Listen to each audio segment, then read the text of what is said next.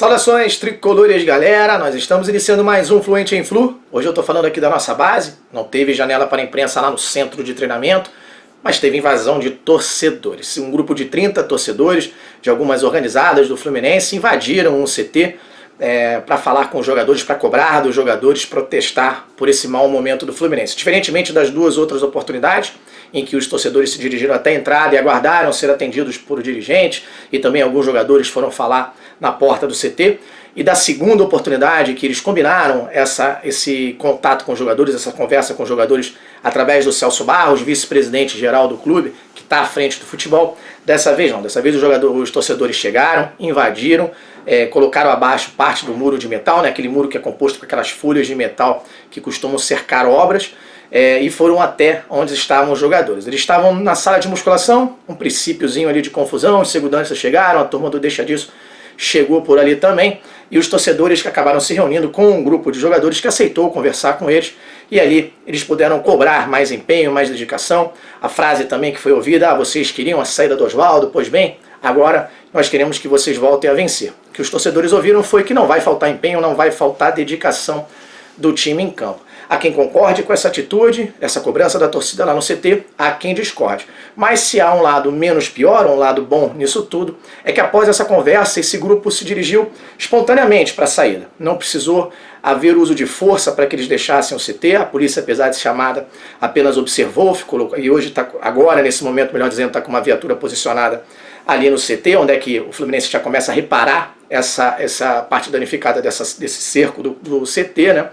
Mas não houve necessidade de uso de força, pelo menos essa foi uma manifestação um pouco mais veemente, mas pacífica. Não houve relatos de agressão, também não houve relatos de cobrança específica por apenas um jogador, e sim um papo com geral, e todo mundo acabou conversando com todo mundo.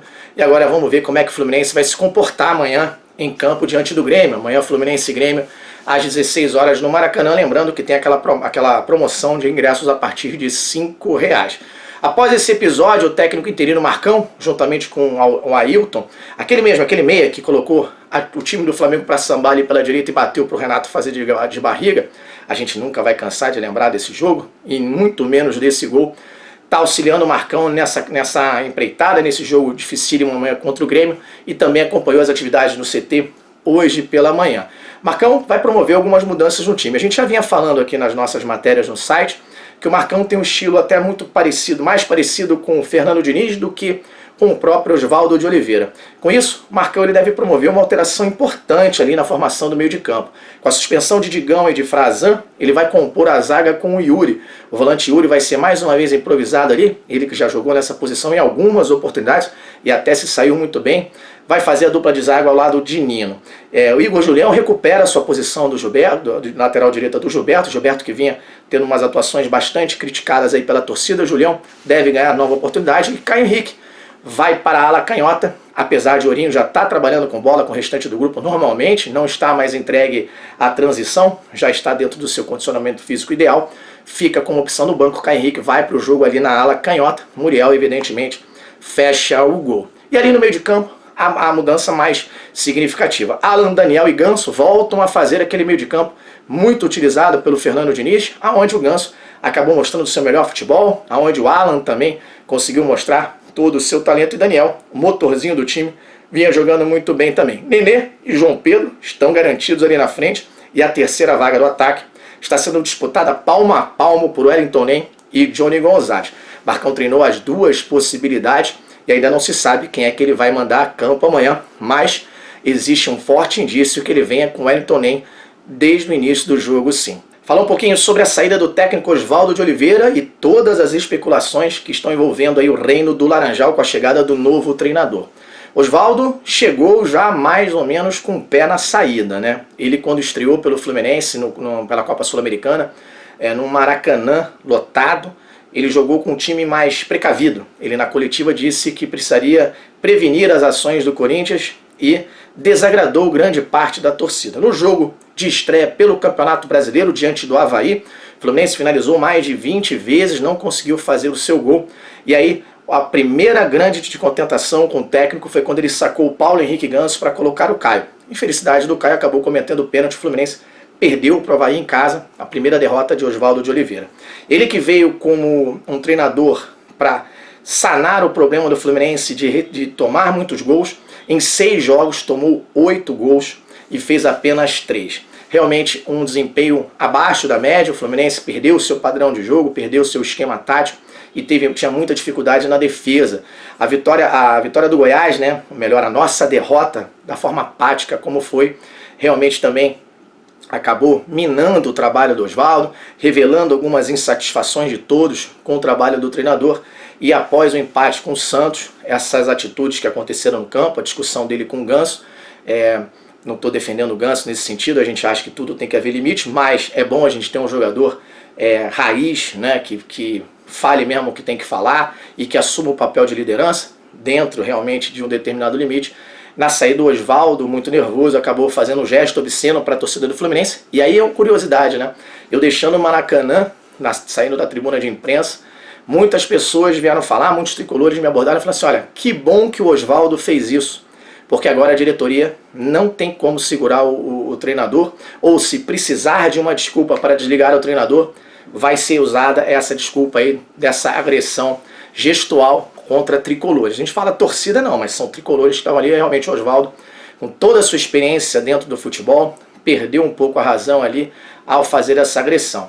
Bom, alguns nomes foram especulados por aí. O Cuca foi procurado pela diretoria, teve seu nome ventilado e acabou sendo procurado pela diretoria de fato. Eduardo Uran, seu empresário, disse que ele não pretende assumir nenhum clube de futebol até o ano que vem. Ele foi para Curitiba lá para passar esse final de ano sabático. Outros nomes estão sendo ventilados, como o Lisca Doido, que agradava bastante a Celso Barros, e o Zé Ricardo, que agrada a Mário Bittencourt, Paulo Angione. Parece que está se costurando um consenso em torno do nome de Zé Ricardo, que deve ser procurado para receber uma proposta oficial de trabalho. Não se sabe se o treinador vai aceitar, uma vez que ele acabou de ser desligado do Fortaleza, que por sua vez deve contratar de volta o Rogério Ceni, outro nome que a torcida também chegou a ventilar aí nas redes sociais, mas de concreto não houve nada. Bom, o Fluminense segue nessa questão de buscar o melhor nome.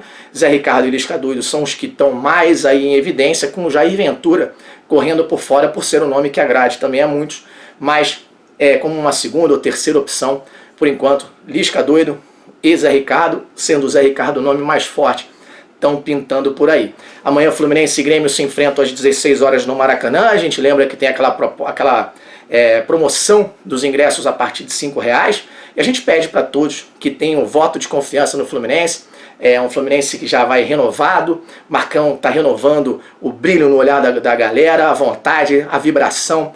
A gente tem certeza que diante de um time do Grêmio já recheado de reservas, Renato Gaúcho já trouxe para cá um time de reservas e recheado também de garotada, a gente tenha tudo para fazer um bom jogo, um grande jogo, como se estivéssemos iniciando o segundo tempo contra o Santos. Um meio de campo que vinha dando certo com o Fernando Diniz. O Nenê deve fazer aquela função, esqueci de falar isso lá atrás, a gente fala agora, o Nenê deve fazer aquela função do próprio Luciano, que vai jogar amanhã contra o Fluminense, aquela que ele flutua entre as linhas, chegando perto do gol para finalizar, mas ajudando ali na questão da armação.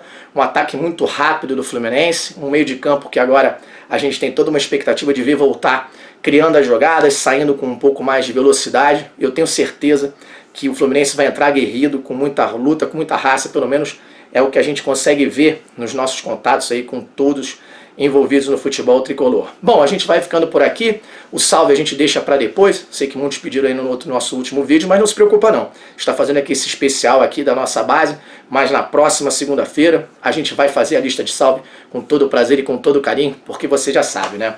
Saudações tricolores.com. Aqui a notícia é tricolor e a gente sempre vai buscar.